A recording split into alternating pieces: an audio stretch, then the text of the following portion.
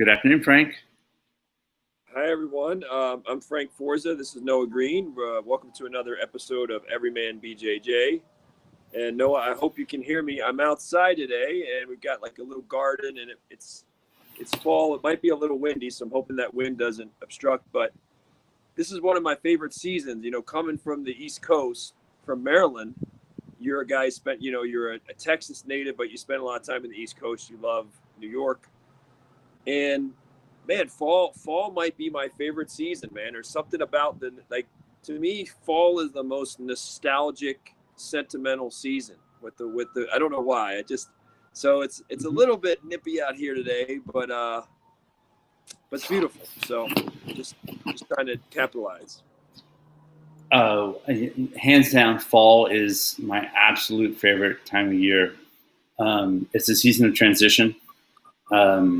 And you tend to have a summer full of memories, and you start thinking about how, as the days grow shorter, and the nights go longer. Temperature starts to cool. And there's if you're around trees and they start to produce the sap, and you start to smell it's just autumn in the air. Absolutely one of my favorite times of year. Up until probably the cold rains in November. That's whenever I think I'm like, okay, I'm good. That's, then I know it's winter. So, it's a time of transition. We had last night, I don't know if you got to check up on any of the UFC 253. I was tweeting a lot on my personal Twitter account. Pretty active on there yesterday. It was good stuff. I enjoyed watching the fights. There was a couple of surprises. Let me switch gears real quick. I don't know if I mentioned to you, I've been having this like really nagging pain in my right knee, and it's I suffer from sciatica and pain from my back down to my feet with both legs, and it goes all the way up to my neck. So at night when I can't sleep, I'm searching for like, how do I stretch out of this, or do I need to do some acupressure massage, to try to release whatever muscle that might be pulling at something. And I've been struggling for a while with this pain in my knee. And so here's my knee, right? Let me get this right. Sorry, this is really poor. So my thumb here is like the interior side, and so pinky's on the outside, the outer side, and the pain is like right here where my pinky is. It's like it feels like a little pulling. Like if these are my bones, it's like a little pulling right there, like down here, and it's right the spot where my calf muscle, where your shins are. It meets up, and it's like right behind up in there, and I don't know what's going on. I've had X-rays of that knee, and the only thing that I know that gives it relief is like if I sit, it will come at me later, and it's a nagging level 5 to 6 pain out of 10, and strange enough, there's only one stretch that I find that relieves that pain, and that's if you ever sit on the floor and if you have your feet out, or at least one foot out, and you stretch over like a side bend, and you stretch out that oblique. Stretching out the obliques relieves the tension in that knee. That's the only thing that relieves the tension. Nothing else does. So anyways, just say that because, jiu-jitsu, over 40 jiu-jitsu, your body's tightening up. It's showing its wear. It's got miles on it. And this is a constant search for pain relief in a lot of ways. It's like, how do I just, I'm looking not to heal so much as to relieve pain. You got your black belt earlier, at an early age. I'm still working towards mine. We could take the whole podcast and stay on this one subject, by the way. Oh, I know. No, I know. I could just stay wanted to on this share this with you. Yeah. Yeah, I just want to share with you, why I talk sometimes about yoga and my yoga practice is because to me, my practice in yoga, there's certain things you get out of it that you don't get. Yoga is like a martial art you do unto yourself. It's really like that. It's a relationship with your body, but you have to couple that. What I find is you have to couple that with meditation. And lately, it's been adding up. The tally, it's been increasing on me, stress wise, not being able to go and roll and do jujitsu, not not having my normal work routine, things like that, and all the stresses that come of it. I'm having to double down right now on my meditation. Like I'm trying to get in a full hour every day, and that's hard. But I bring that up in the same conversation with pain because they're related. You use so much of your mental energy just noticing that pain, noticing that. And I think this is probably something very, very common with anyone who practices jujitsu or any athletic sport. At some point, you have to deal with some pain in the body. Well, let's stop there for a second. I can meander more, but I just want to share that with you. We could easily spend the whole hour and a half or whatever we have left on this topic, and this topic would get more interesting for the people watching us. If they bear with us for the next hour, this topic will go deeper into this topic, and they will get a lot of goodies, a lot of benefits, most people, out of what we're going to say in this podcast. This is a good one. Now, because all of the martial arts, right, the real martial arts, the effective ones, are a dance with pain. No matter how you shake it, this is the Hurt Biz. This is a dance with pain. This is a dance with suffering. This is a dance with sacrifice. This is a dance with a deeper knowing of self. This is a dance with fear. This is a dance with faith. This is a dance with a lot of things. But probably the number one reason when we look, a buddy of mine who's 50 some years old just got a blue belt yesterday, Rico Rodriguez, 2 days ago. Rico Rodriguez, former UFC champion, gave him a blue belt. They had to go to New York City to do it. I guess Rico's got an academy there, I think. Rico's a New Jersey guy originally.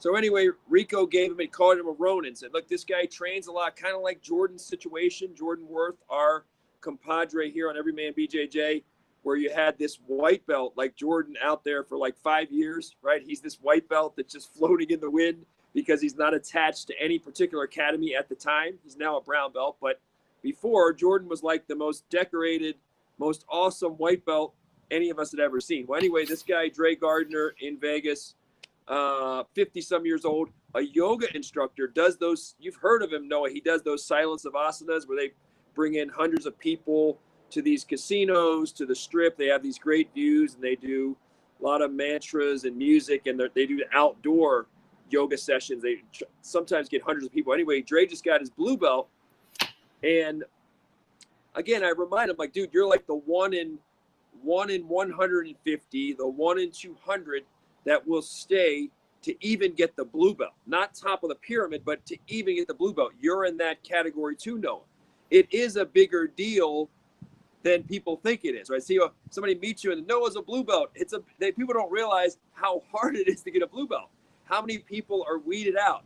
And what's the number one reason, the number 1 and 2 reasons for the weed out? For so many people stopping by and not sticking around, not committing. What's the number 1 and 2 reason? Number one, it's hard work. It's hard work. After a long day of work, it's hard work. It's not money. Yep. Money is not what keeps, it's not the 120 or 150 or 200 a month. That's not the reason that people don't stick around. They may tell themselves that reason. That is not the reason. The reason, number one reason is, this is hard work when I don't feel like it, and I could get myself hurt. And now let's go deeper to what you're saying. Can I offer some suggestions then? And let me speak for a couple more minutes, then I want you to speak, because I'll go on forever and I won't shut up, which I know you don't like when I do that. So I let don't. me just It's okay. It's all good. Yeah, let me put a couple points in. You can add to that, and then we'll come back, because there's a lot to this, a lot of layers. This is a beautiful topic we're talking about, Noah. So let's go to where Noah is. He's having this pain in his knee, and you're doing only one stretch helps you with it. And, you're not able to train the way you want to right now because COVID has thrown this curveball in the world, and a lot of us have been detached from our academy. So I would say there are things like the CBD oils and things like that I hear my friends rave about that are working wonderfully. That's a possibility for people that are into that. I would prefer the non-marijuana one myself, and then even the CBD oils, that's a rabbit hole, because you have to go, they're not all created equal. Some are much higher quality. So that's its own rabbit hole. I'm not an expert on that one. But if we talk about all natural methods, the one thing I would recommend for anybody who's having that pain is an Epsom salt bath. Get the Epsom salt bath. You can get it with a lavender. And I would recommend, the hard thing is, even if I tell people to do it, it's 20 minutes a night, or each night before you go to bed. You're going to sleep like a baby. It's going to help reset your biological clock. You're going to sleep. It's going to regenerate a lot of stuff. It could help your hormones, your testosterone, because you're sleeping deeper, right? You're getting an even deeper REM. It is relaxing. It's so magnesium rich. It's going to relax the body. It's a natural relaxer, which is so important for those of us that get wound up throughout the course of the day. You're a busy guy, right? All the stresses that come. It naturally relaxes those muscles. It's a great hydrator. So it flushes the minerals. When the hydration goes to the cells, it's taking and transporting the minerals to get to those places that get neglected. When you sit all day, that blood flow, those nutrients don't have a conversation with that area. The microinflammation is going to be bigger. So that Epsom salt bath, I'd say 3, 4, 5 times a week, 20 minutes a night, 2 cups, 2 to 2.5 cups. That magnesium is fantastic on so many levels, because the vast majority of people are magnesium deficient. That's going to help your hydration. That's fantastic. It's long-term sustainable too, Noah, right? So that's a starting place for people who maybe don't want to go, they're not quick to go the prescription drug route. Maybe they don't want to go CBD. CBD is, you got to get a high quality of that. But this is something that most people can do as a starting place, in addition to what you're saying. The stretches. So this is interesting. My brother, who's about my age, the less he works out, the more pain he has, right? So that's a paradox, right? A lot of times people think, well, I'm older, I have pain, so do nothing. Well, doing nothing, no. That's worse. You're going to have a lot of problems. There's a balance point. We don't have to go to the gym and max bench press, but we do have to still use that body to keep it lubricated, to keep the blood flowing, to keep the nutrients going, to keep, when you're sedentary, things get tight. Tension comes in the body. And so, not to mention the microinflammation that people have in their body. A lot of that microinflammation, which starts the cascade of pain, a lot of that is not necessarily injury. It is diet related. It is sedentary related. You can start a lot of inflammation in the body slowly, just by bad diet, just by bad hydration, just by sedentariness. We're starting the cascade of inflammation, and inflammation is a precursor to pain. So in other words, when people are not very physically active, when their diet and their hydration off, of course, when their stress levels are high, they're going to have a lot more inflammation in the body. And when there's a lot more inflammation in the body, there is the potential for a lot more pain. So somebody who's in better shape, who uses their exercise of their body daily and eats healthier, even with a lot of miles on their body, is going to have a lot less pain usually than somebody who's not doing those things, right? So Noah, I know you're always thinking, according to what I'm saying, what are your thoughts, or go deeper with what you want to talk about with this pain management? There's no daylight of disagreement between us. You cannot, there's no question what you're saying. Yeah, I laid it out for you. It's been Oh, we're many months into this pandemic, and it's been taxing on everyone on this planet. The Unless pandemic. it is definitely a pandemic. I restarted my gym membership. Just a local gym, and last I think it was Saturday, it could be Sunday, I don't remember. I was working on the Bosu ball, and where put the flat side down so you have the bubble side up, and all I'm doing is just doing my little my little stabilization balance exercises.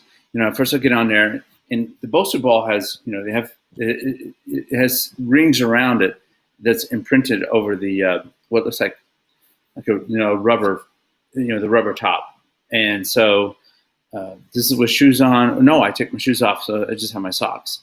Uh, and I'll work out from being a wide stance to bringing my feet together, and then depending on how that feels, I'll start to go in where I'm doing deeper squats. I'm not doing active squats up down, but I'm going down, and like it's more like yoga at a very slow pace, where I'm working in the ankle muscles and getting the quads to fire up. And doing that requires a lot of stabilization in the abs and the back, and you're working, you're working the neuromuscular coordination, and your spine is going nuts. And I know that um, because I did that exercise, that fired up this sciatica pain even more. And I did do one Epsom salt bath this week. I need to get some cheaper Epsom salt. To be honest, there's a Dr. Scholl's. I think it's like $5 a bag. You recommend 2 to 2.5 cups. I'd be going through that 5 pound bag pretty fast if I use 2.5 cups. But really, that I didn't think about it. That's quite a lot of Epsom salt. Um, um, but you recommend that much? Yes, you know those float tanks that Joe Rogan. I've done those float tanks. Rogan has. I've always wanted to on his podcast. Those float tanks are like literally like they've got like like hundreds of pounds of Epsom salt in there, right? So they've got it's like an ocean, right? It's not just the two, and that really, and so you talk about the level of relaxation and the amount of magnesium that the body is absorbing there, the level of relaxation. So when you talk about this, is the interesting thing, Noah. Just by relaxing you know how we talk about all the stresses of life. Just by relaxing you, guess what you naturally do? If we were to put you, you go somewhere to whatever, if someone goes to a spa, or you go to get a massage, or you're in that Epsom salt bath. When you hit that level of relaxation, guess what your mind does? It lets go. It lets go of all the things, the monkey-mindedness, all the things we're worrying about. Naturally, in a state of relaxation, that's what we do. We let go. We just surrender to the moment, right? When it's a contradiction. It's almost an impossibility to say, "Hey, I'm relaxed," and be thinking of 100 things. It's almost impossible. Or to be stressed. Hey, I'm super relaxed, but you're throwing things. You're short-tempered. When that Epsom salt, for people who would say to me, Frank, I don't know how to relax. My life is too fast. I would just say very simply, at the end of the night, before they go to bed, put the cell phone down, right? Put it on, turn the volume off, put it on airplane mode or something. Go in that Epsom salt bath for 20 minutes and just let yourself go. And after a couple minutes, it'll kick in, and then you're going to sleep like a baby.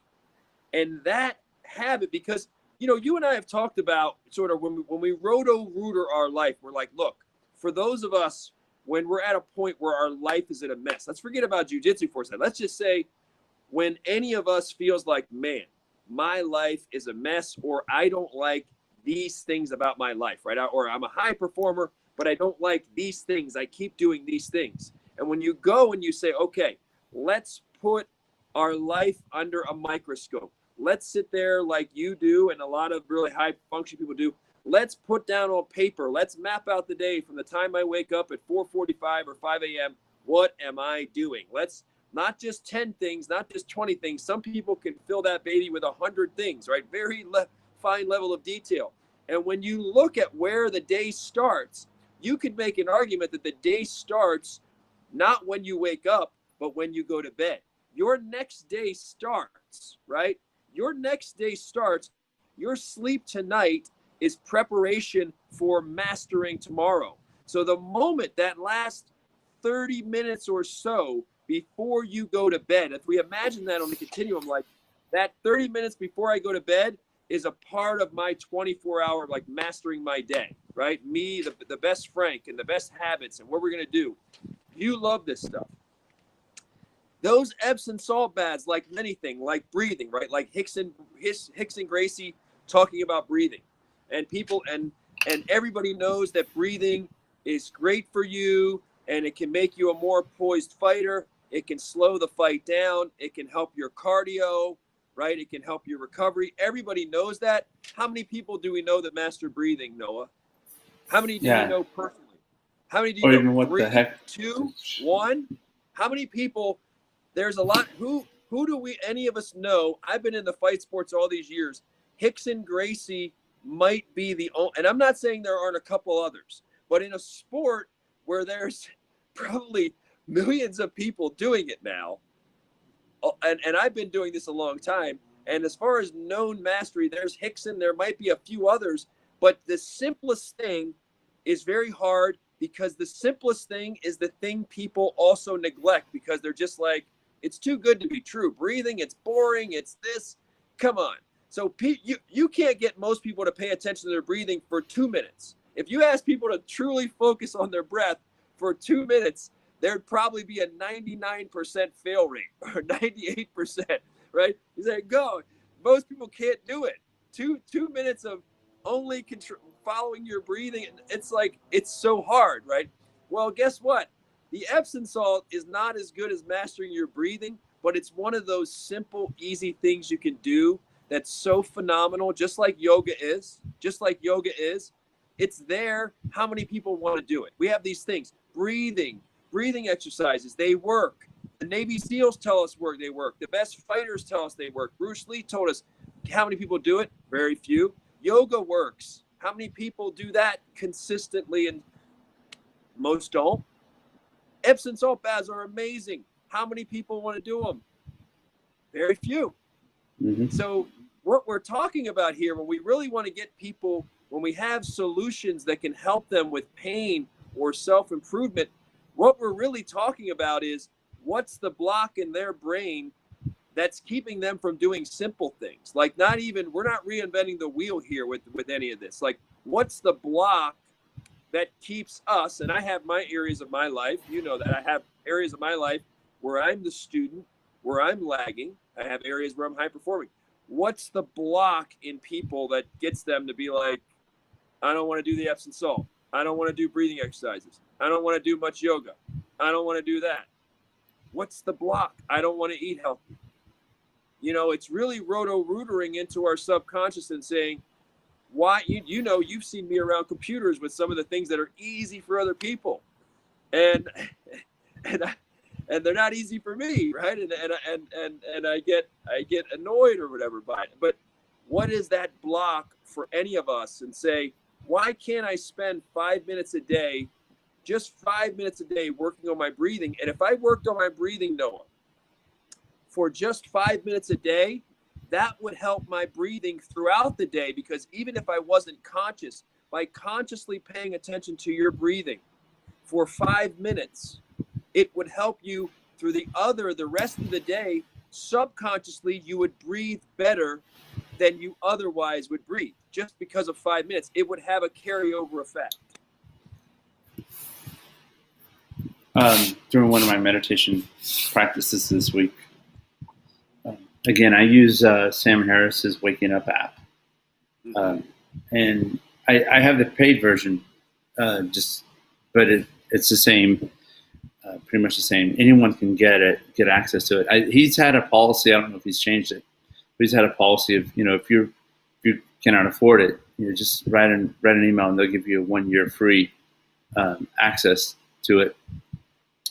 And I want to bring this up because I want to talk about the particular the meditation changes every day. There's a 10-minute and a 20-minute version. I always use I just default automatically to the 20-minute because I think that as much I need as much as I can get. And there's well, I wasn't going to bother you about your angle, your camera angle perspective there, but I love. Sorry, buddy. Is that a little better? You're good. Yeah, it's good. What's important is not the medium, but the message. You like that? Yeah. And this particular practice, you're getting a lot more comfortable on camera now, Noah.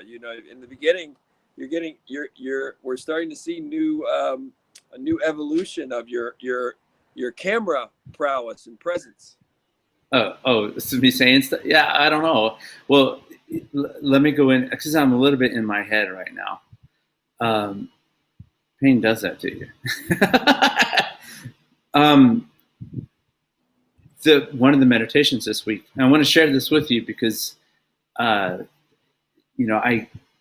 think that it's interesting to share with you some kind of like magic that happens. I'm going to share this with you because I have a couple things to say about it. But the practice this particular night that I sat down to practice is if I can have anyone who's listening to this right now, pick a spot in your field of view right now and just notice that spot, and in just the moment I say the word blink, stop thinking about looking at that spot, but thinking about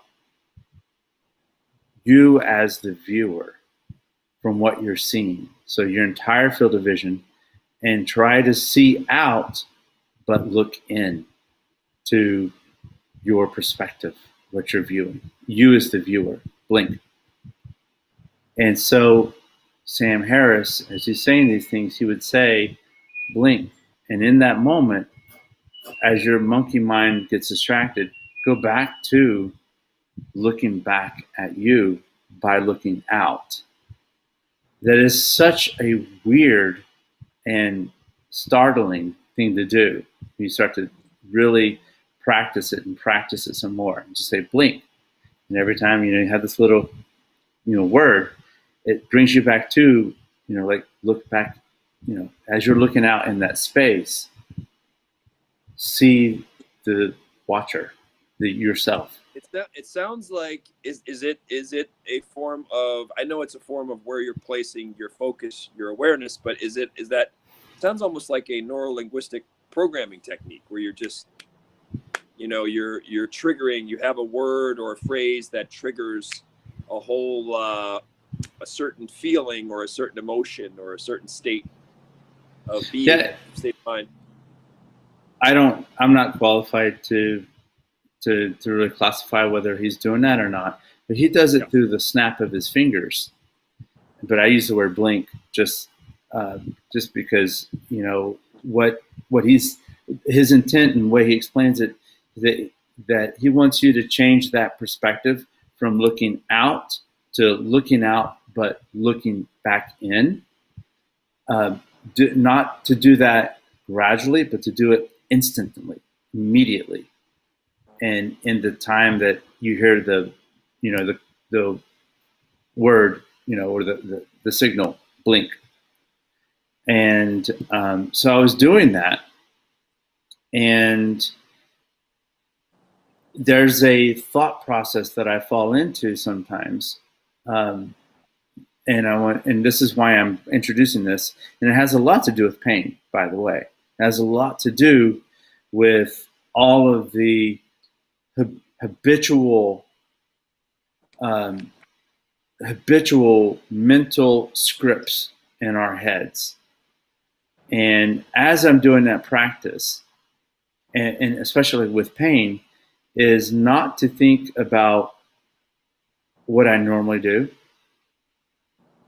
but to approach it as though I am someone else. I am not me anymore, but uh, I am attempting to view these problems not as the typical me, but as someone else. And this is a little bit like what Joe Rogan says on his podcast about imagine as though when he says this, he says, imagine as though you were the hero in the movie and you just got started and you are at the bottom. You are you have a very poor diet. You are in you're in a bad whatever kind of bad scenario situation that you might find yourself in. And what he says is, imagine yourself as the hero of your story, and you have a camera crew following you throughout that day. And you are, instead of doing your habitual choice, do the things that the hero would do in the movie and in that hero's journey. And that exercise of the blink with what Sam Harris said, I was, by stopping to look out at from a subject object perspective, of me and my relationship with the pain, instead of saying, oh, this pain, this knee hurts me, doing that practice, that mental transformation, it is an immediate transformation where I stop going down that same path and say, how would someone, you have these mental models about, and don't laugh at me, but I was imagining, well, how would Tom Cruise handle this? Being not Tom Cruise, the flawed person. Who was a high school wrestler back in New Jersey, by the way. I didn't know. Yeah. Thomas Cruise Mapother. He dropped the Mapother, went with Cruise. But I digress. His idol, just an interesting factoid. Who do you think Tom Cruise's idol was growing up? Still, as an adult, making blockbuster movies, they asked him once, who's your idol? You've heard of him. He's a wrestler. You're talking about that great wrestler? Dan Gable. Dan Gable? Yes. He lists, props to Tom Cruise for listing Dan Gable as his idol. Okay, keep going. But yeah, and I'm not talking about Tom Cruise, the person. I'm only talking about Tom Cruise, because that's Tom Cruise, the flawed individual. I'm talking about the Tom Cruise character, that he plays in his movies. Because let's make no doubt about it, Tom Cruise, the person, is very flawed.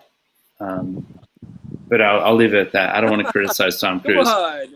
Come on. No, Tom Cruise for? We don't know him. Come on. Yeah, no, I don't want to bash him. It's just what I know about him jumping on the couch and being mean to Brooke Shields. Well, we'll leave that alone. So anyways, all I'm saying is, taking together with what is Joe Rogan's advice, and we're smashing it together and saying, okay, if I'm in pain and I do this meditation, like Sam Harris meditation, and then I'm also stacking with that as my, this is a stack, in tech, in information technology, you have your tech stack, which is like, well, I have this kind of programming language with these kind of apps, with these kind of, to do certain things, okay, what a stack is. Let's bring I'm coming. Stand by. To Everyman. Coming. I am. Yeah, no, I am. I'm coming right back to it. No, a stack is like, what's your, some people talk about different stacks, and you're stacking things. If I'm stacking my meditation layer with my yoga layer to address the pain, because I'm doing jujitsu, well, there's a mindset thing that I'm also, like referring to here. And it's that instant flip of looking out, but rewriting the script instantaneously and picking a character to do it. This is so. By the way, this has been done, right? This has been done. The Greeks did it. People did it with religions. They did it with Christ, as emulate, do as Jesus would do. Elvis used to talk about being the hero of everything he ever saw. He said that at acceptance speeches, and yes, it is a technique, and it can certainly help a lot of people. Some people would say, not Elvis wouldn't say just do what the hero would do. He would imagine himself as that hero, not just copying the hero or emulating, but actually being. That is Elvis doing. Let me go to something though that I think. So I gave a number of speeches on pain and pain management that I saw that worked for me, because I had my own. When I've said this before, when I got my black belt, I was at a loss for words in the moment that I got it. And I was speechless. I was literally speechless. And there wasn't, it was one of those moments where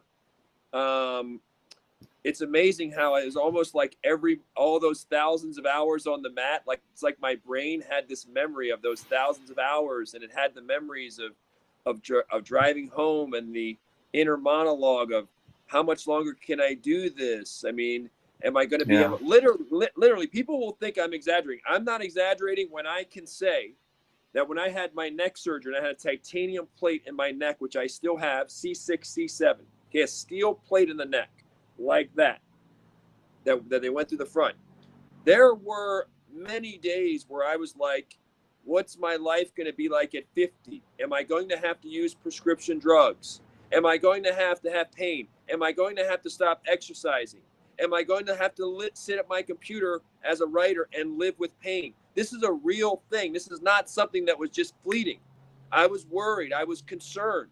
Am I hurting my future by the training that I'm doing and the things that I'm doing? Am I hurting my future? I want to live a long life. I want to do a lot of things. I want my body, my vessel to work. That was there, buddy. That was, and so getting the black belt was like, it was like, it's like if you're swimming and you're lost at sea and you feel like you're drowning and you're fighting, you're swimming and you're doggy paddling and you're waiting for the right wave or the right thing that's going to take you into the shore, and it doesn't come, and you're sitting there.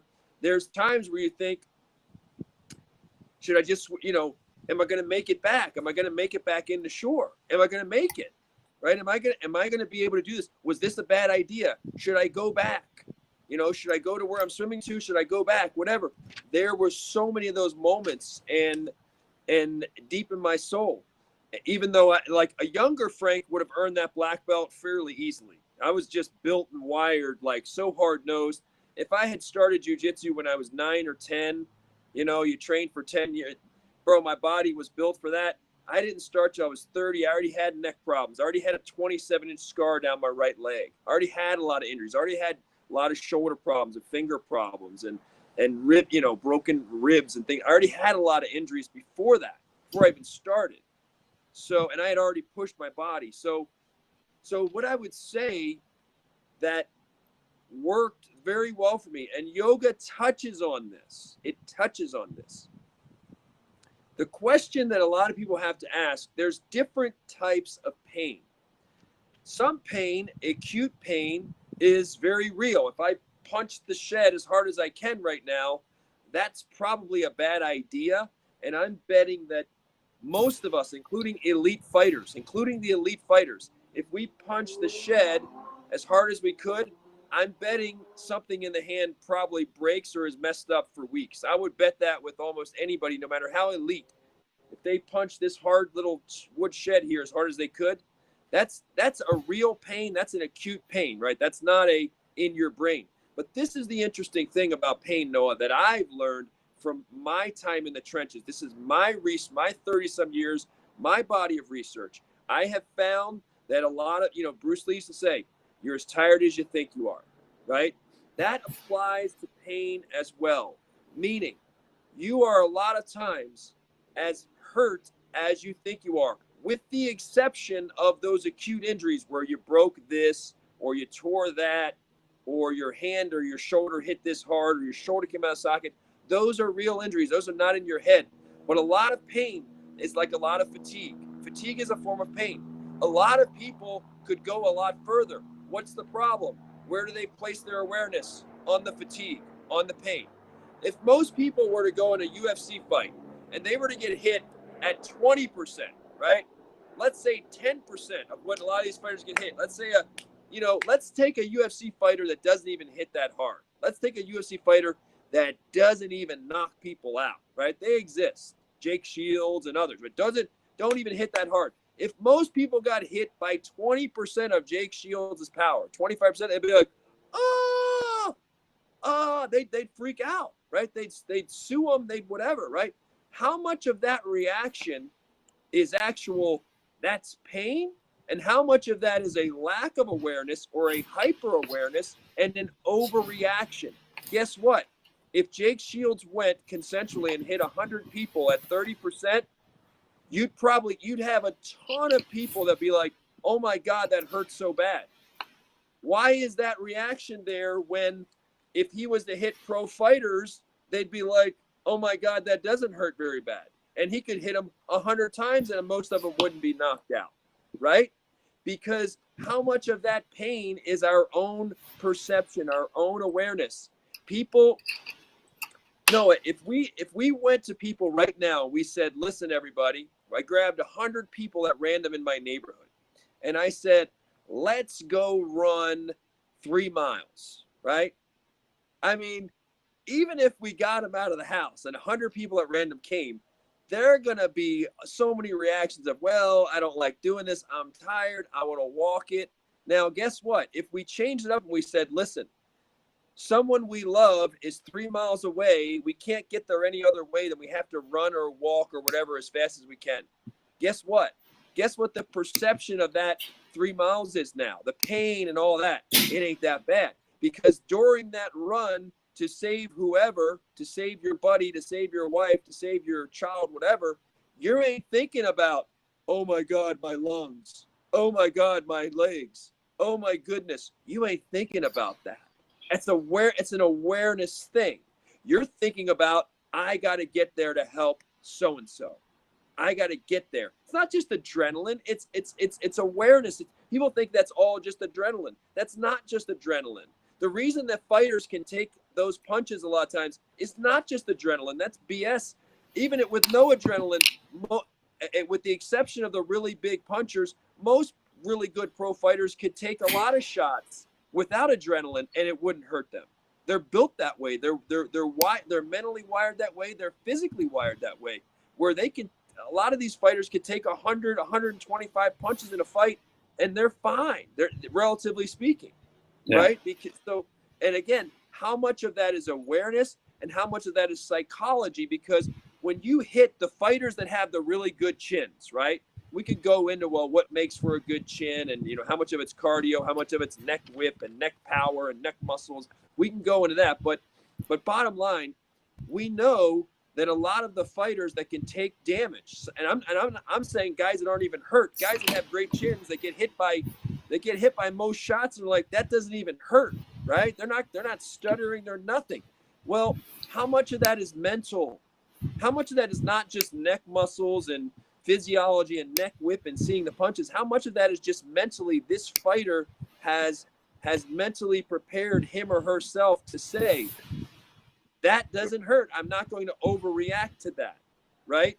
So this is a very important thing. This notions of pain are related not just to adrenaline, they're related to awareness, they're related to mental toughness, they are related to cardiovascular fitness, they can be related to how strong your muscles are in certain areas of your body, they can be related to how tight is your body, how much stretching do you do. But there's many things. When people think of pain, they automatically just think, well, my body's betraying me and my body hurts. They don't think about all these other things that are in their control, their awareness, their mental toughness, their hydration, their nutrition, their flexibility, that are their diet, that are hugely related to their pain management. They've done with prescription drugs, okay? With prescription drugs, they've done studies. Their best bet from the research I've seen, their best bet is that about 37 to 38% of the effectiveness of prescription drugs, at least 37 to 38% is placebo. Is placebo. Okay? More than a third. That's why they do the double-blind trials and all this. They have to factor in placebo. And then there's a nocebo effect, which you've talked about before in here. With that, I would argue, Noah, just me, as a philosopher, as more of a mystic, as more of an intuitivist, as more of a spiritualist, I would argue that the placebo is probably closer to 50%, that they actually have it wrong. If that's true, that at least 37 to 38 is placebo, and someone like me says that's even wrong, and let's say half of it, well, when you start getting into pain, I would argue that even more than half of that is psychological. It's awareness, it's diet, it's those things. It's not, oh, this is just my body's just, no, it's not. That's not. These are very, in general, I would say pain in general is a very manageable and controllable thing in general without prescription drugs, just by the things that I'm talking about. That's been my dharma, my truth in this martial arts and wrestling dance that I've had for 30 some years now. Noah, welcome to the show. I mean, Jordan, welcome to the show, buddy. What's up, guys? Sorry, I didn't even realize today was Sunday. I seen your text. I was like, oh shit, I'll jump in. Sorry about that, guys. That's awesome. How have you been, Jordan? It's been a minute. Yeah, it's been a little bit, man. I was absent last week because this fucking guy, excuse my language, this dang guy broke my arm. Yeah. Is your arm literally broken? So I don't go to the doctor, Frank. I don't believe in doctors. So, tell me what's going on with your arm. What are the symptoms of your arm? So right now, the swelling has went down a lot. My arm is still swollen. I can't fully extend. I don't think I've done a bunch of research and stuff like that. It sounds like I've torn some tendons or some ligaments. Like I've almost 1,000% tore some tendon or some ligament in my arm. My arm was in a, my arm was in an arm bar, man. My arm bent backwards in an arm bar. Like he just completely bent my arm backwards in an arm bar. So I didn't Could you have tapped a lot sooner? No, Jordan, were you being stubborn? Could you have tapped a lot sooner? Were you fighting it a lot? I suppose. I mean, it was in a heat of the moment type of thing, Frank. I definitely wasn't being stubborn. Like I was being a little bit stubborn because money was on the line, but like the situation, how it happened, I slapped hands with the guy. We tied up. We wrestled for just a little bit. I pulled guard and I tried to enter into Ashi, which I do countless times. I've done thousands and thousands and thousands of times. But in the heat of the moment, I don't know, man. I just could not get woken up. Like I just felt sluggish. Uh-oh. We lost his audio. Hey, George, we lost your audio. Lost your audio, dude. Can you hear me? We'll bring it back in. Yeah, let me add to that for a second. So when I was a white belt, I want to tell you about one of the worst injuries I ever had in jiu-jitsu. Let's see if he comes back here. There he is. Let Jordan continue. I'll tell people about one of the worst ones I had, which is similar. Go ahead, Jordan. Welcome back, buddy. Hey, can you see me? Okay, yeah, you're good. Yeah, you're there up. We go. All right, see me. All right, so yeah, so like I'm saying, I do this Aussie entry like 1,000 times before. I left my arm behind. Jeez, and now it's echoing on me. Yeah, getting a little bad feed. Sorry. Okay, that's cool. And I got this kitty cat coming into the scene as well. Hey, yeah. This place is, we don't. Our podcast doesn't have to be. again? What's your cat's name, Noah? Bo is in Boudreaux. How do you spell it? B-O. Like, but Boudreaux. Well, Boudreaux, I was thinking like B-E-A-U-X, like a Louisiana Oh. spelling. Yeah, B-O-U. Jordan's on B-O-U. B-O-U. But yeah, he had another name, but I changed it. When I Can you guys adopted hear? him. Yeah, you're good now. Yeah, go ahead. Fire away, man. If I wave my hands, you'll know that I lost you again.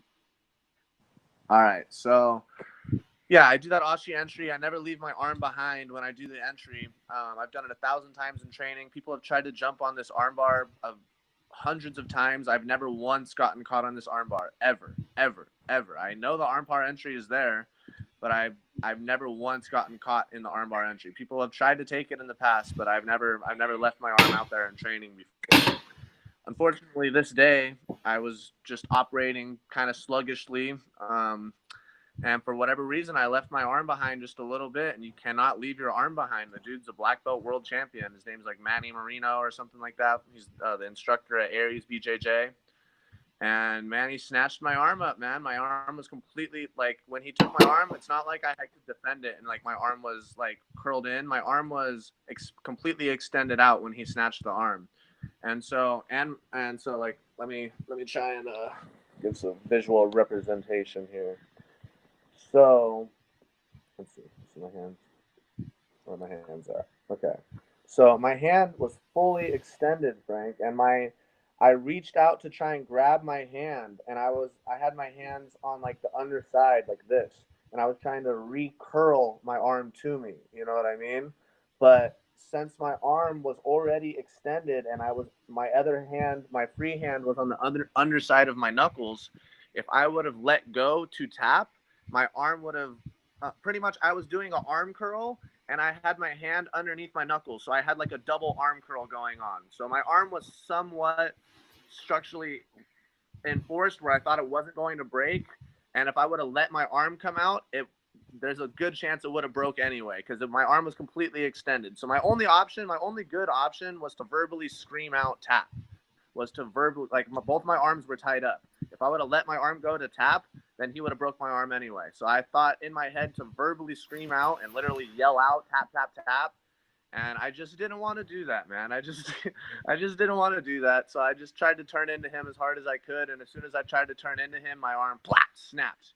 And as soon as it snapped, he knew he broke it. He got up. He was like cringing. He was like, oh my God. Oh my God. He was even more freaked out than me. He knew he broke my arm real bad. But yeah, man, it is what it is. This is a herp sport, man. Sometimes you break, sometimes you get broken. You can't make mistakes at the black belt level. I was competing against a black belt in a black belt tournament. You can't make mistakes like that. You have to be ready to go. And I was not ready to go, and I made a mistake, and now I have to live with the injury and the consequence. Now, this is, we've talked about arm bars here on the show before, where I've said it before, a lot of the best arm bars are going to be verbal tap arm bars, right? They're going to be, you said that.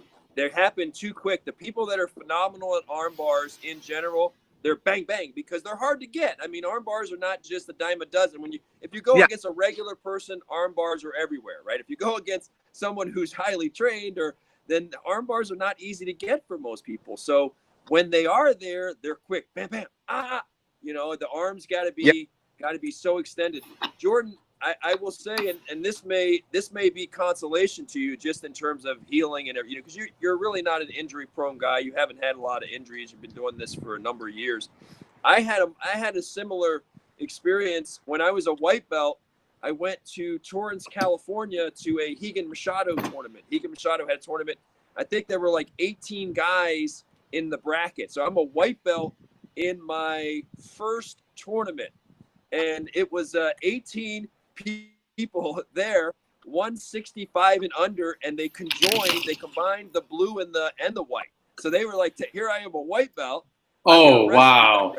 Right? They throw me in with all the blue belts, and they throw me in with guys that are like 15, 20 pounds heavier too, right? So now the good news was I got 5 matches that day.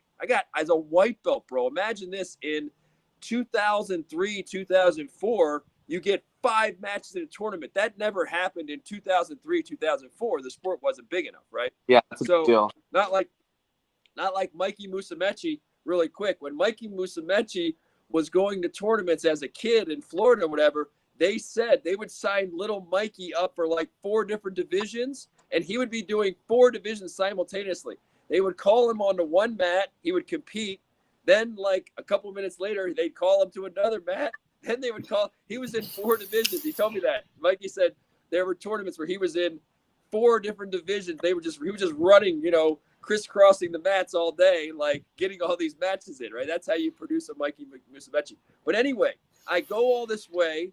I get 5 matches in. One of the guys I faced was a blue belt named Nam Phan. Now, Nam Phan fought in the UFC. No, Nam Phan? You had a match against Nam Phan?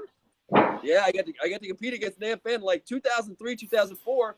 Nam Phan was later on the Ultimate Fighter, right? He fought a bunch of pro fights. I recognize that name. Nam Phan back then, like 2004, 2005, Nam Phan was the real deal, man. Like Nam Phan was known, you'll like this, Jordan. He was known for the knee bars at a time when nobody was really doing them. Eric, gosh, what's his name? Eric, the guy, God, I can't think of Eric's name, but Eric, one of the great coaches in MMA. Eric Paulson. Schmidt? Paulson. Oh. Eric Paulson.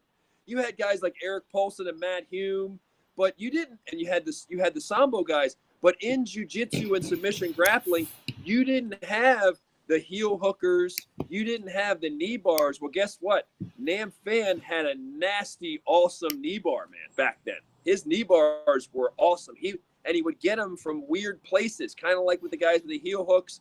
The great knee bar guys get those knee bars from weird angles. You have this false sense of security. So I went to face Nam Phan, and I won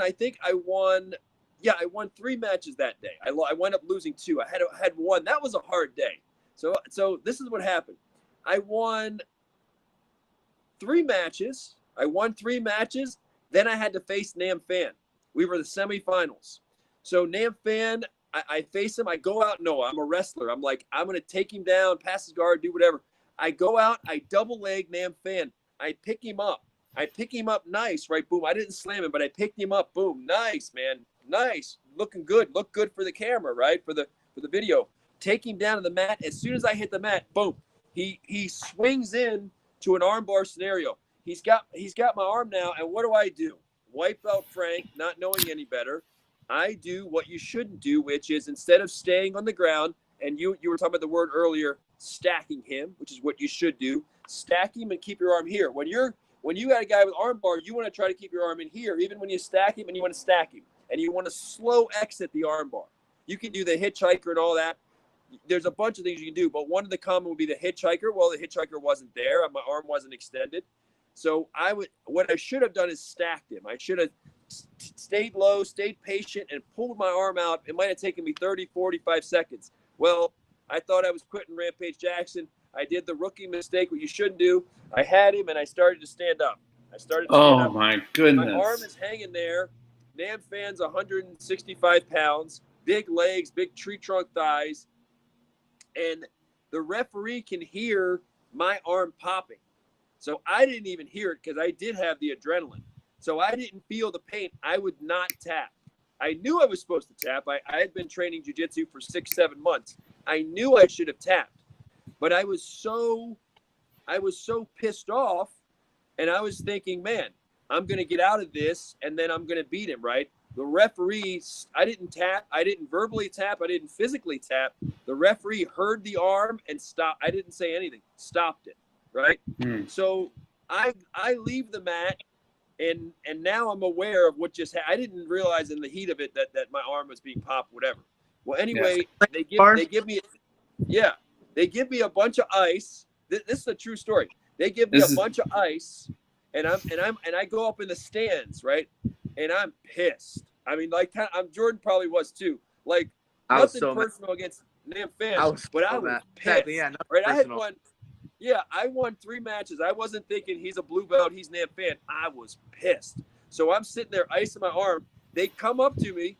Like, how's your arm? I said, yeah. I said, listen, this is double elimination. I want my next match. I was 3-1. I'm like, I want my next match. Like, are you sure? Your arm got popped. The referee. I said, no, I won't call my name. When that next match is up, I'm in. So I had another match on that popped arm, right? I went out there. That was a heartbreaking loss. I was winning that match 2-0, took the guy down, and got caught in a triangle at the in the UFC where there's the last there's the last 6 seconds, literally, bro. Like that one would eat at me. I should have gotten passed out. Anyway, I got caught in a triangle. So I went back. So this is where I'm going with this story for Jordan. I had, we drove back to California. I was living in Utah. So we drove back, took us 7-8 hours to get back. That's a longer drive back. When you lose, it's a longer drive back. When you get your arm popped and you can hear, and now it's starting to swell up, it's a longer, that 7-hour drive back might as well be, 40 hours driving back, because a lot of stuff goes through your head. You're like, man, what did I do? Like Jordan is probably thinking, when can I train next, right? How long am I going to be out? How's my arm? Is my arm going to heal? Is the damage worse than I think? Anyway, this is the point of the story. The next day, that thing blew up on me. That thing was like, it was like this, man. Like that thing blew up, right? I couldn't, like Jordan described, I couldn't straighten my arm. That thing blew up, man. And I had to keep icing. So it took about 2 months. I was about 31 years old. It took about 2 months for that thing to heal to where I felt like my arm was back. But this is the point I want to make to people. Guess what? Knock on wood. It's very hard to catch me in an armbar ever since then. That's the one thing it gave me. The one thing it gave me, Noah. It from that day forward, okay? I missed time training. From that day forward, it was infinite. Even as a white belt, it was infinitely harder to get me in an armbar. That did wonders. That moment, short-term pain. I still trained around the injury, but I couldn't train the way I wanted to train for the next 2 months. But that created an awareness in me of my arm, that consequence, that dance with pain. It wound up being wonderful for me in terms of arm. The best thing for my armbar defense was getting my arm popped. I'm not recommending that for everybody else, but getting my arm popped helped my armbar defense and awareness exponential. Because I said from that point on, when people catch you in arm bars, it could be devastating because they're so fast, because when they're good, they're fast. So I realized, man, if you don't get good at defending arm bars, man, sometimes they're just so fast, you're gonna be having your arm popped. I didn't want that. So I started really paying attention to armbar defense and armbar awareness. And that's how the sport can work in funny ways, right? You didn't know it at the time. It sucked, but that was the best thing that ever happened to me in terms of raising my awareness and I think the same thing. I think Jordan is probably going to be a lot harder to catch in an armbar moving forward. Can you hear us, Jordan? We can't. Jordan, can you hear us? Jordan, can you hear us? Oh, man. Hey, Frank, on your end, can you raise your camera? It's cutting your face off. We're looking at your midsection. Now, can you see me? Yeah, well, it's just not that good there. Yeah. That's it. May have to. Yes. It's not working. Jordan sent a message on the platform. He's trying. Jordan is trying to get his technology up and running here. There you go. That's much better, Frank. Brother? Hey, what's our time like right now? No, we've been going for a while. Well, yeah, and it was great to have Jordan pop in. He's having some difficulty here. It's 38 past the hour. If we can go for another 15 minutes. Really?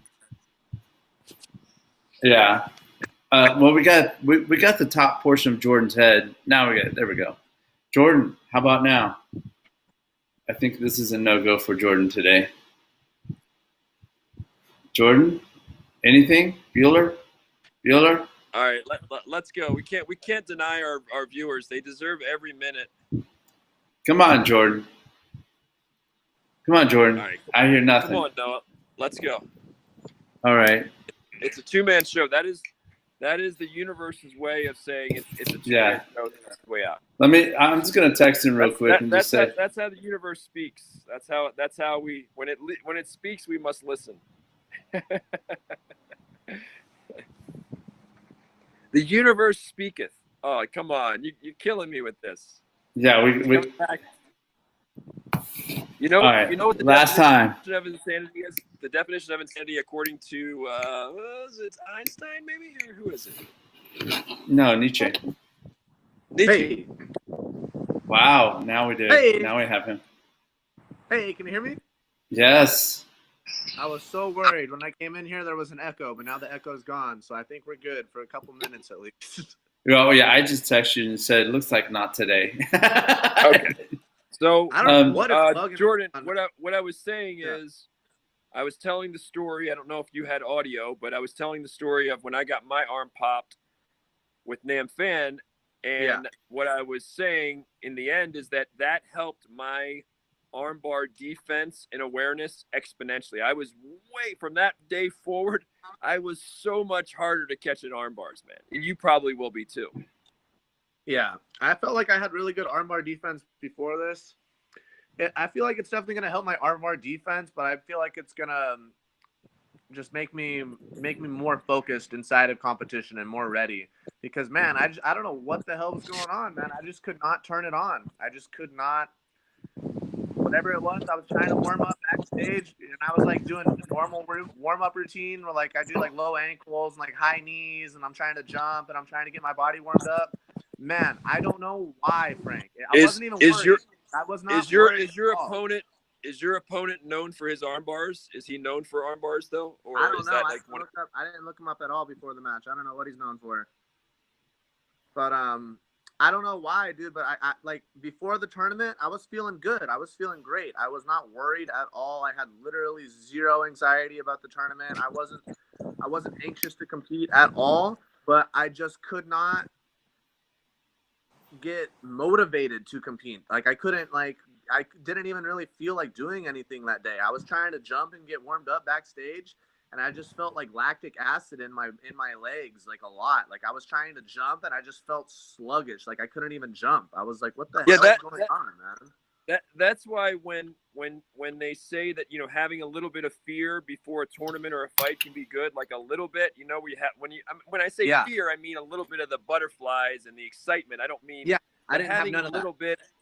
Yeah, that's why when I was wrestling in high school, if I didn't have at least some butterflies, some eagerness, a little bit of like rev and my motor going, if I felt flat like you're describing, it used to scare me. So I'll tell you one quick story. So my first match, Baltimore County Wrestling Tournament, 16 people. I had the state runner up my bracket. The first match was against the number 6. I was the number 1 seed. This guy was the number 16 seed. Supposed to be the worst guy in the bracket, right? I had what you were describing, right? I came before the match. I had no adrenaline, and I was trying to like tell myself the narrative, like don't overlook the guy. He's gonna come with everything. I was trying to, but it wasn't registering. So I go out there flat. I go out there flat. Within like 30 seconds, the guy's got me in a cradle, and I'm looking up at the stands, right? He's got me in a cradle, and he's like seconds from being able to pin me. And I'm looking up in the stands at people, and I'm like, is this really happening? This guy's the number 16 guy. Like, that's what happened with with the me? armbar, man. I looked at my arm. I looked at my arm fully extended and like the crowd watching me, and I was like, am I really in this armbar right now? Like, what the hell is going on? Like, am I seriously in this armbar right now? Like, I should not be here. There's no reason for me to be here. I know this armbar entry. I do this entry all the time. Why am I here right now? How did this happen? Like, there are surreal moments on the mat, especially in a live tournament where you're like, is this like, wait, I've had those where I'm like, is this like out of some other dimension? But I came to my senses. I got out of that little cradle. I got out of bounds, And then that woke me up, right? Once I came back and I was like, this guy's for real. Like, and I woke up and I did what I needed to do. But there's definitely, that's a very concerning thing when you come out flat like that, brother. When you come out flat, and because you want to have you kind of want to have something going on inside, because that tends to raise our awareness up, right? We tend to be more, you're flat. Yeah. It's I'm always aware, like that's why, like, so when you're younger, see, in the old days in the tournaments, like even IBJJF, you'd go to some of the tournaments, you would have to wait like 3 hours. They would call your name, right? Frank Forza, whatever, Jordan Worth. And there were times they'd call you in the deck, you'd make the wait, you would sit there warming up for 3 hours. I'm not exaggerating. Oh, one time I had 3.5 hours, right? 3.5 hours one time. Like, well, that used to drive me nuts because I couldn't time, because once they take forever, at some point you're just like, I don't want to warm up again. And then you sit for 20, 30 minutes, you get cold, and then they come and call your name and you're thinking, damn, I feel flat now, right? But because they don't let you know when you're going to roll, they're teasing you. It's almost like I call you into the competitors area, and you're thinking you're going to go in 5, 10, 15 minutes. And then an hour and a half later, you have no idea when you're going to go. So what do you start doing? You stop warming up. And then when they finally call your name, what happens? You're flat. You're totally flat. And that's the worst. And that's what I hate when tournaments do that to the athletes. The athletes should have an idea of, you're up in 15 minutes, you're up in 30, so that you can time your warm-up. That's the beauty of UFC. With UFC, they know when they come to get you, it's like, you're after this fight. Like, you know how to time your warm-up accordingly if you're a UFC fighter, right? I mean, there's no mystery. I agree with that, man. Sometimes they have you in the bullpen for way too long. I think it might be getting better now because they just have so many athletes that I actually had one tournament, UFC Grappler's Quest, which I like and I enjoy that tournament. But I had one of those where I waited for so many hours that I just gave up and I had to leave. I was like, I had to go. I just can't. I wanted to get a match, black belt too. I wanted the match bad, but at some point, like three hours and something, I just tapped out. I'm like, bro, like, no, man. I felt like a sucker, man. I was like, this is like, and they kept telling me, oh, it's coming up. Oh, it's coming up. for every 20 minutes, oh, it's coming up. And I'm looking, I'm like, dude, it's 3.5 hours, man. And I left. That sucks. That sucks because you get excited for those, you get excited for the one good thing though, Jordan, since you're competing, the tournaments are the ultimate in giving you feedback to fix. Like, you can go to practice and people can learn, I need to fix this, but the tournaments and the live competitions, or if somebody's a fighter, that's the ultimate in learning, because it just accelerates your learning so much. You're going to learn the counter to the move that you lose to in a tournament. You're going to remember that, like it's etched, it's like tattooed to your brain, right? If you're in training, sometimes people don't pay as much attention to as they should. But if you're competitive and you're going there and you're getting, embarrassed or beaten or tapped, whatever, you pay attention exponentially, man. It just tattooed on your brain, like, okay, I can't do that. Jordan. Yeah, I definitely agree with that, man. That armbar really, really put me. Like you said, it's definitely going to make my armbar defense better, but I think what it's really going to do is just make me be more mentally prepared to compete. Like, really take this shit seriously, man. Like, the guy, if I don't take the competition serious, the guy's going to break my arm. Like, I was kind of rolling with him like a flow roll every day, like I do in the gym. You know what I mean? Like, I wasn't ready to kill him out there, like I should have been. So I gotta make sure that I do not make any mistakes and that I am constantly on point, because especially at the level of competition that I'm at now, I can't be making mistakes. At the white belt level, you can make lots of mistakes. Blue belt level, you can make lots of mistakes. Purple belt level, purple belts make all sorts of mistakes. But now at the brown black level, like, one mistake, that's all that the guy's waiting for. You know, very little mistakes are made. As soon as one mistake is made, that's what gets your arm broken, man. So I got to make sure that I'm more mentally ready to compete, and I'm more focused on competition day. Last night, UFC 253. I was watching Paulo Costa, and Yeah. it seemed like he was entranced Yeah, me too. within his narrative, his own mental narrative of wanting to play, you know, like you can't hurt me, Israel, and you know, because he fell into that. I see that often, you know, watching Dana White Contender Series. I see that kind of mental trap occurring a lot, where the fighter, one of the fighter that loses, falls into this. You see them mentally, like they just check out. They stop fighting back. You know, and I did see one. It's whenever the fighters start pulling their punches, they pull the kicks back, you know, and they do this half effort, half-assed spin around instead of a crisp, sharp pirouette. You know, you don't see that, but you know, so maybe this is something where, Jordan, if you watch some of these Dana White Contender Series, if you just spend time watching a lot of that, you'll see these fighters, and you'll see them where they mentally, you know, the mental traps that they fall into. Before you came on the podcast today, Frank and I were in a deep discussion about pain and some of the techniques to step out of your own programming, your own scripts with it, and we're talking about this meditation technique where you're looking out, and then you then start trying to look back at the looker, you know, trying to look instead of looking out at the object, where you are, you know, your subject looking at the object. Turn that around where you're looking out, but try to look back in to you. And it's, you know, that surreal moment you felt whenever you were caught in that arm bar.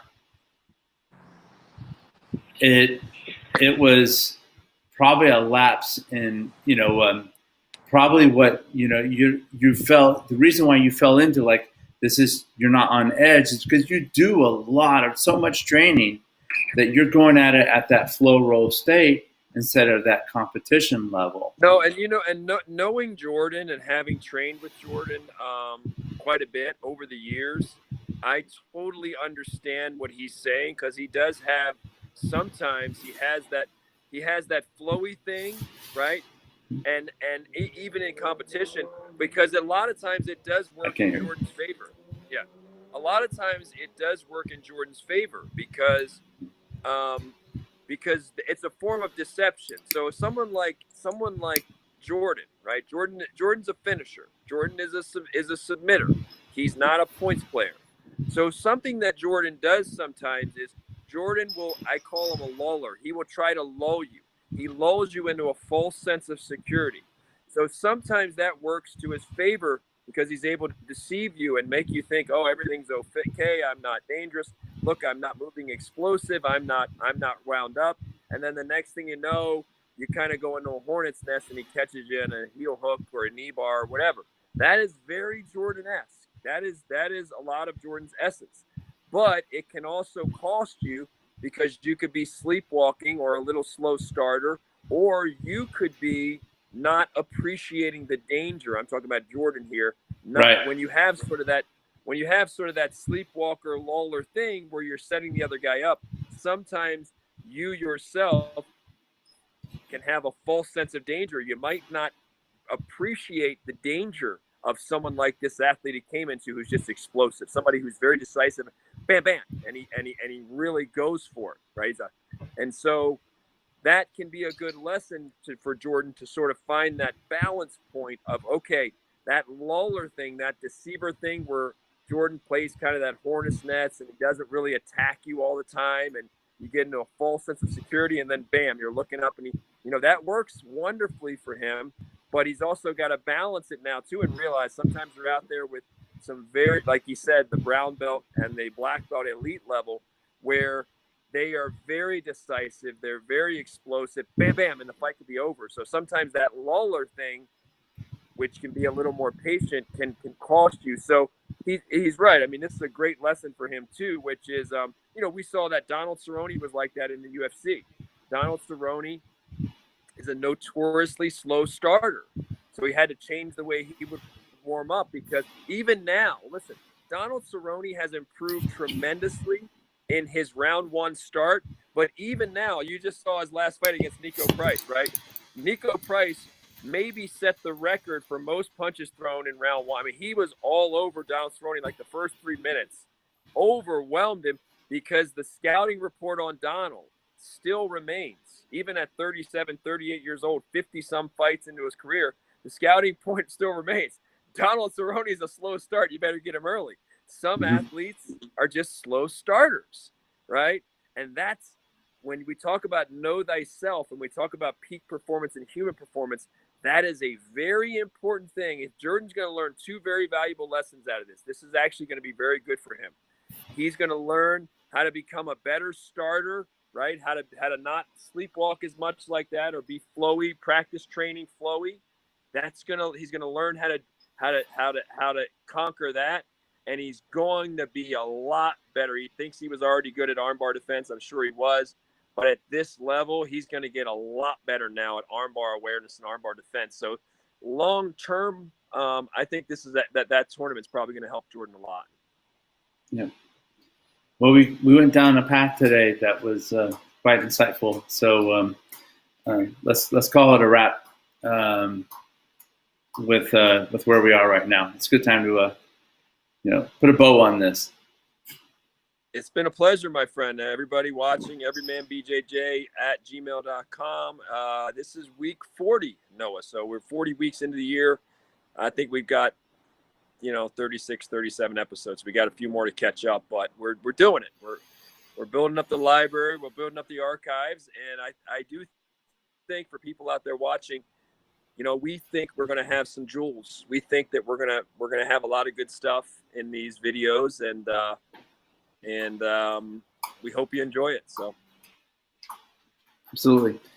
Whenever you get back to Vegas, perhaps we can do an on-site. All 3 of us get together in one spot. That way we don't have these technical issues either. That would be nice. Yeah. All right. Well, nice talking to you this week, Frank. Bye, it's a wrap. All right. Take care. Hey, bud. All right. Bye.